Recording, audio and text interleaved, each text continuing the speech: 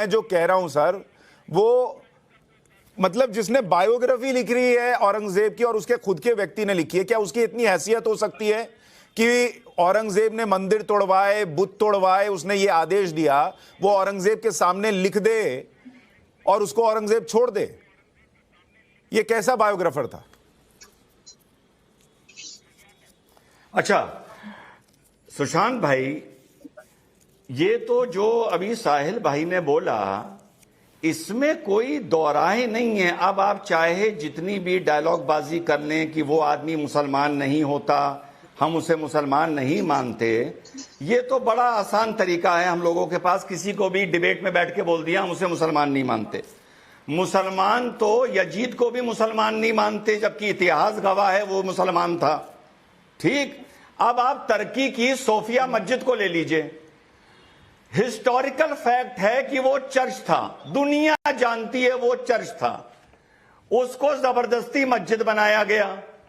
Ataturk ने आके उसको म्यूजियम बना दिया क्योंकि वो मॉडरेट आदमी था।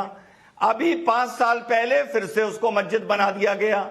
अफगानिस्तान में बहमिनिया मूर्तियों का उदाहरण ले लीजिए, और दूर ना जाइए अपने कश्मीर का उदाहरण ले लीजिए।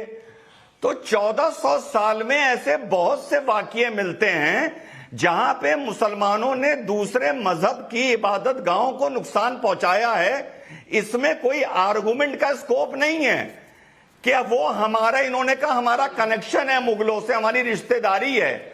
तो भाई अगर रिश्तेदारी है तो उनकी अच्छाई भी तुम्हारी और उनकी बुराई भी तुम्हारी, तो तुम्हें तो दोनों स्वीकार करनी। मुर्तद है, मुर्तद। खादियानियों का चमचा है, खादियानी।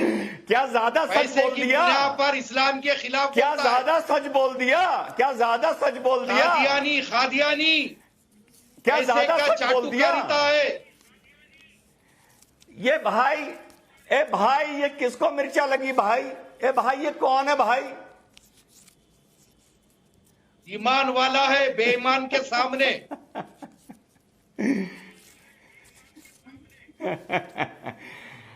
क्या अच्छा देखिए, मैं एक बात पूछूं, मूर्तियां नहीं तोड़ी गई? क्या कश्मीर में मंदिर नहीं तोड़े गए? क्या सोफिया मस्जिद है? कैसा मुसलमान है तू बेशरम जाहिल?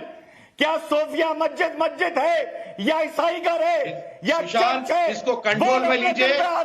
एक नंबर का जलील और खार इंसान है ये, एक नंबर का जलील है इन्हें।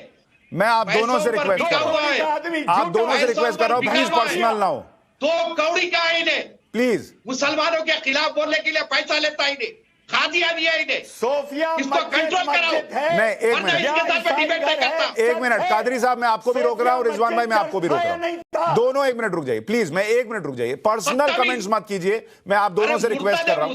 जो धर्म का था उसका नहीं हुआ तो दूसरों का क्या होगा? नहीं, 1 मिनट कादरी साहब, आप भी कंट्रोल करें। रिजवान भाई मैं आपको भी कह रहा हूं, प्लीज कंट्रोल कीजिए। अब हम लोग डिबेट जो चल रही है वो मुद्दे पे रहेगी, पर्सनल होगी फिर इधर उधर बह जाएगी। कादरी साहब मैं एक बात पूछूं, नहीं कादरी साहब मैं एक बात पूछूं कि आपने साहिल को कह दिया कि ये इस्लाम से, खामोश बिठाइए आप। नहीं 1 मिनट रिजवान भाई 1 सेकंड रुकिए। कादरी साहब मुझे एक बात बताइए, आपने साहिल को कह दिया कि ये इस्लाम से निकाला हुआ, जबकि आप खुद कह रहे हो जो साहिल ने कहा वो गलत नहीं कहा। आप जब बैठते हैं डिबेट में, सुनिए मेरा सवाल सुनिए, आप जब डिबेट में बैठते हैं आप रिजवान भाई को कहते हैं कि ये आदमी मुसलमानों के साथ नहीं है। लेकिन जब मैं आपसे पूछता हूं कि इस्लाम की सीख के मुताबिक न चलने वाला, दूसरों के मंदिर और बुत तोड़ने वाला औरंगजेब कैसे मुसलमान है, आप उसको मुसलमान मानेंगे, लेकिन साहिल और रिजवान को मुसलमान नहीं मानेंगे क्योंकि वो मुसलमानों से प्रश्न पूछ रहा है। क्यों? सुनिए सुशांत, सुनिए। साहिल ने अपनी जबान से इस बात का इतराफ किया कि उन्होंने इस्लाम छोड़ दिया, खत्म होगी बात। अब रहा सवाल ये दूसरा, तो ये तो खादियानी है साहब, ये मुसलमान नहीं है। ये खादियानी क्या होता है सर? मुझे नहीं पता शब्द इसका मतलब। ये खारिज इस्लाम है, इनका इस्लाम से कोई ताल्लुक नहीं है। ये किसी के एजेंट है जो इस्लाम को बदनाम करने के लिए, खिलाफ बोलने के लिए पैसा लेकर के काम करते हैं। अब ये खादियानी है ये। नहीं, अब मुझे नहीं पता। साहिल भाई अपनी बात कहिए। आप लखनऊ में तहकीक करवा लीजिए आप।